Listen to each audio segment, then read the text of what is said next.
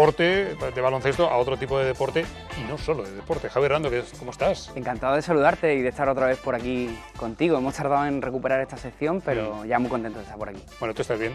Sí, yo estoy muy bien, Hemos pasado un poco de confinamiento como mucha gente, sí, pero todo bien, todo bien. Oye, vamos a hablar de una historia de la historia de Málaga y de un puente mítico. Sí, del Puente de los Alemanes, conocido popularmente por todos, el puente de Santa Isabel de forma oficial, y vamos a contar la historia alrededor de esta infraestructura por la que miles de malagueños pasan semanalmente o mensualmente por su sitio, y a lo mejor no conocen la historia tan interesante que hay detrás de este puente. Es una historia muy chula. En un momento, con Javier Rando, hablamos del Puente de los Alemanes, de Málaga, de las historias de Málaga. Después de la publicidad, llegó la hora. Ha estado con nosotros Laura Ferrero presentándonos su último libro, ha estado Emilio Guerrero hablando de baloncesto, ha venido Antonio González y ha venido también Carmen Castilla, secretaria general de UGT de Andalucía. En un momento saludamos a Toni Vertedor, el hombre del carnaval. Durante todo el mes de febrero, ya saben, por la noche, en 101 Televisión, carnaval. Ni la pandemia nos frena. Y vamos a hablar con Ricky Rivera, en un momento que actúa este fin de semana en La Cochera Cabaret. Pero antes va a estar en Llegó la Hora en 101 Televisión. Y antes de todo esto, Javier Rando, el hombre de la historia. ¿Cómo estás, amigo? Pues muy bien, muy contento de nuevo de estar por aquí. Es verdad, porque quedamos en que ibas a venir una vez al mes a contarnos una historia. Se complicaron las cosas en enero, pero bueno, ya estamos... La verdad que traigo una historia muy chula para compensar esta falta de tiempo en la que no he podido venir, y creo que le va a gustar mucho a todos tus espectadores. Estoy convencido. El Puente de los Alemanes.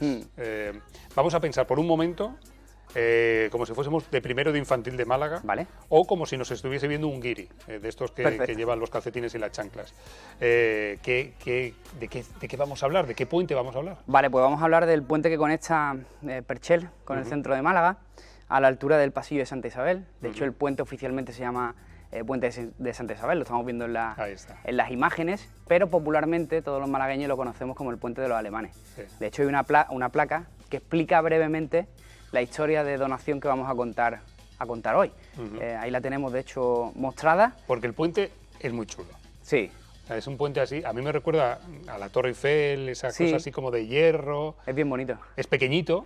Es pequeñito. Pero tiene una historia que es apasionante. A mí, sinceramente, yo ya, cuando trabajaba en aquella zona, yo estuve trabajando por la zona del Mercado de Tarazana en dos empresas distintas, y pasaba mucho por ahí, porque estuve también viviendo una época por el centro de Málaga, y a mí era un puente que, como tú bien dices, tiene su encanto. Yo conocía la historia brevemente, y cuando hablamos de la posibilidad de hacer estos capítulos dentro de Llegó la Hora, pues fue una de las que quería recuperar sí o sí. Y ahora, estudiando un poco más, ya entiendes la magnitud de todo lo que significa este puente, porque se nos va a 1900, el momento en el que surge todo esto, y a una historia que creo que tiene que hacer sentir orgulloso a toda la ciudad de Málaga por su antepasado. Este puente, la historia empieza en el mar. Sí, empieza en el mar, en el puerto de Málaga en concreto. Hablamos de noviembre de 1900, llega una fragata alemana. En ese momento, date cuenta que estamos en 1900, que es la previa de lo que sería el reparto colonial de África y de la Primera Guerra Mundial. O sea, es un momento, digamos, que estamos a la expectativa de todo lo que está surgiendo. Ya se ve por ahí el ansia expansionista que tenía Alemania y que mostraría luego en las dos guerras mundiales que hubo. Entonces, el Kaiser Guillermo II de Alemania hace como una especie de campaña. Aquí tenemos al Kaiser Guillermo II, y hace como una especie de campañita de difusión de lo que es Alemania como una potencia pacífica, que quiere tener buenas relaciones con las potencias del Mediterráneo, pero digamos que van colocando todas sus fichas en el tapete. Y envía una fragata, en concreto, la Gneisenau se llama, la envía aquí a Málaga para reunirse con el cónsul, y también para estar cerca de Marruecos, donde la situación estaba un poco complicada. O sea, que estamos en un momento donde geopolíticamente la cosa está apasionante. Los grandes estados europeos se están moviendo como en el RIS, ¿no? Sí, exacto. Las piezas, y esa fragata, en teoría, llega al puerto de Málaga. Sí, no era una fragata de guerra, era un buque escuela, que básicamente lo que se dedicaba era, a formar oficiales. Estaban aquí como de prácticas, por así decirlo, se podría decir en resumen. Llegan y la relación es buenísima, o sea, esto viene supeditado todo a unas relaciones entre el gobierno alemán y español, que aceptan de buen grado esta visita, y de hecho Málaga rinde honores a estos tripulantes, a estos marinos. Se pegan durante un mes realizando unas prácticas de tiro, haciendo lo que es las labores propias de un buque escuela, pero en Málaga, y en concreto el cónsul alemán que lo trasladan aquí, pues se encarga un poco de que todo fluyera, de hacer recibimiento, incluso visitan la capital de Granada, visitan varias ciudades cercanas a Málaga como Ronda, y digamos que tienen recibimiento por todos los honores, visitan las bodegas. Me da la sensación de que era como un club de fútbol cuando se viene a concentrar a Marbella, ¿no? Se convirtieron en celebrities. Claro, que ya les llevan de gira, Sí. ¿no? Y les mueven un poco, les llevan a Granada a ver la Alhambra, Sí. pero estaban aquí concentrados. Estaban aquí concentrados y a la expectativa de si las cosas se complicaban en Marruecos. Y de todas claro. formas, pues, bueno, pues fortaleciendo un poco las relaciones con estas potencias del Mediterráneo. Bien. Supongo que hicieron lo mismo en Grecia, hicieron lo mismo en Italia, y en concreto esta Gneisenau estaba aquí en la bahía de Málaga. Hasta ahí todo bien, va todo fantástico, y como decimos, llevaban un mes aquí, estaban o sea, a veces fondeaban en el puerto, otras veces salían a la bahía, digamos, un poco haciendo sus relaciones propias de lo que es la actividad de un buque escuela. Lo que sucede es que el 15 de diciembre hay una amenaza de tormenta, y el 16 de diciembre, bueno, pues la Comandancia Militar de Marina de aquí de Málaga informa a todas las embarcaciones de que viene una tormenta bastante fuerte con vientos de levante y llovizna, y que estarían en mucho más buen recaudo dentro de lo que es el puerto. Claro. Y aquí llega una situación incomprensible, que creo que todos podemos tener nuestra teoría, pero no hay nada cierto, es que el comandante Kretschmann, que es el líder de esta expedición, rechaza la invitación del Ayuntamiento de Málaga, de esta Comandancia Militar de Marina, para alojarse en el puerto, y no sabemos si es que intenta hacer como una especie de práctica in situ de lo que serían unas condiciones desfavorables de navegación, o si, digamos que sobredimensionó las posibilidades de su fragata, y entonces pues lo que hace es adentrarse dentro del temporal. Vale, o sea que, oye, que viene un temporal de levante, que mejor todo el mundo al puerto, ¿eh? Exacto. Y llega el tío y dice, no, Sí. por lo que sea, salgo con este buque escuela, y aquí es donde viene lo gordo. Está abierto a la especulación el motivo. Yo te he dado un par de causas que yo creo que pueden ser lógicas, pero nadie lo sabe a ciencia cierta. La cuestión es que toma esta decisión, y en un transcurso de minutos todo se complica. Ten en cuenta que aquí se ve, tiene 3 mástiles para velas, pero claro, en condiciones de viento, de tempestad, las velas son ingobernables. Entonces también tenía un motor que funcionaba con caldera, y tenía una potencia de nudos interesante, pero contra el oleaje fue totalmente inservible. Claro. Entonces, a los pocos minutos de ellos lanzarse al mar, a aguas interiores, ya se demuestra que la decisión es fatídica, y son totalmente arrastrados hasta las inmediaciones del puerto, hasta el punto, como vemos aquí, que chocan contra uno de los espigones del puerto, contra el malecón. Y ¿A qué altura, más o menos? Sí, sí, aquí vemos las imágenes, son reales, son en el momento del naufragio. Ostras, pero buenísima la imagen, ¿eh? Sí. Es que yo soy muy fan de estas imágenes, Javi. Y lo del fondo se supone que es la Malagueta, en la otra podría ser. Claro, porque Claro. es justo el malecón Claro. yo creo que es desde zona este, y chocan contra ellos, y el casco Madre el mía. casco sufre Claro, tú fíjate, está sufre todo- desperfectos, todo y el agua hundido. empieza a entrar. Claro. A partir de ahí, eso es un transcurso de 15 minutos, Roberto, no es más tiempo que eso. O sea, ellos están afrontando el oleaje, y en 15 minutos ya están contra el malecón, con un agujero en el casco y entrando agua. Ajá. Es una situación que hay que verse ahí por una mala decisión, Ya. como decimos, de este comandante. Y aquí es donde llega el gesto heroico. Sí, antes de nada quiero un poco que entendamos las situaciones que se vivieron allí. O sea, estamos hablando de... bueno, cuando justo golpea contra el malecón este barco, este Gneisenau, esta fragata, justo en el momento del choque, digamos que hay unos minutos donde están pegados, y entonces empieza a bajar cierta tripulación. Estamos hablando de 500 tripulantes, tenía Ole. el barco. Entonces empiezan a bajar en oleadas de 30 a 40, con lo cual un grueso fuerte de la tripulación consigue salvarse en esa primera cometida. Pero luego el oleaje les va tirando para afuera, digamos que es ingobernable, estaba a la deriva, con el casco roto y el agua entrando, y entonces ahí es cuando se viven las situaciones más dramáticas. Por ejemplo, el oleaje sigue sufriendo desperfectos en el barco, hay tripulantes que optan por lanzar los barcos salvavidas, las barcas salvavidas, y es una mala decisión porque tampoco son controlables, el oleaje los tira. De hecho, se habla de un caso en el que 18 marineros entran en uno de estos barcos y tan solo sobrevive uno. Unas imágenes dantescas, otros tantos subidos a los mástiles. Claro, y supongo que fin, imágenes dantescas, un naufragio Sí. en vivo y en directo para Sí. los malagueños que estarían viéndolo, ¿no? En Mucha ese, gente. en ese momento son muy rápidos, desde el puerto dan la voz de alarma, empiezan a repicar las campanas de la Catedral de Málaga, de iglesias como San Juan, los Mártires, y toda la población del centro de Málaga sabe que pasa algo. Salen a la calle en unas condiciones también de tormenta muy fuerte, Claro, que la hemos claro, tenido claro. recientemente hace muy poco, ¿no? Llovizna, viento, pero salen a saber qué es lo que está pasando.